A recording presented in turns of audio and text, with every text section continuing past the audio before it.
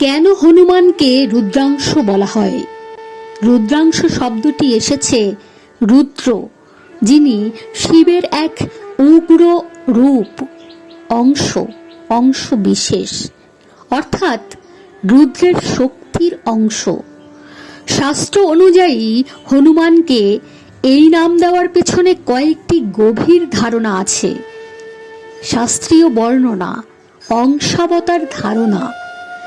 অনেক পুরাণ ও আখ্যান অনুযায়ী হনুমান হলেন শিবের শক্তির অংশ অবতার।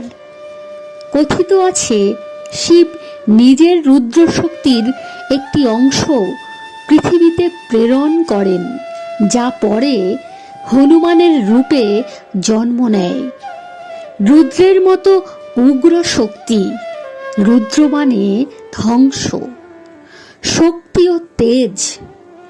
হনুমানের মধ্যেও এই গুণগুলো স্পষ্ট। অসীম বল, অশুভ শক্তি ধ্বংস করার ক্ষমতা, যুদ্ধক্ষেত্রে অদম্য রূপ।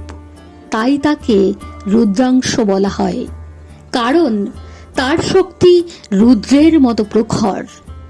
শক্তি ও ভক্তির অনন্য সমন্বয়। যদিও রুদ্র উগ্র, হনুমান সেই শক্তিতে নিয়ন্ত্রণ করে ভক্তিতে রূপান্তর করেছেন।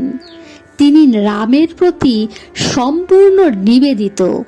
এখানে এই বার্তা পাওয়া যায় যে শক্তি তখনই পূর্ণ হয় যখন তা ভক্তি ও নম্রতার সঙ্গে যুক্ত হয়। 11 রুদ্রের ধারণা। শাস্ত্রে বলা হয় শিবের 11টি রূপ আছে।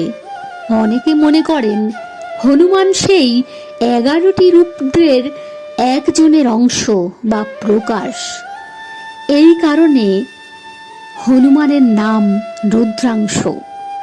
সহজভাবে বললে হনুমান শিবের রুদ্র শক্তির অংশ, ভক্তির আদর্শ রূপ।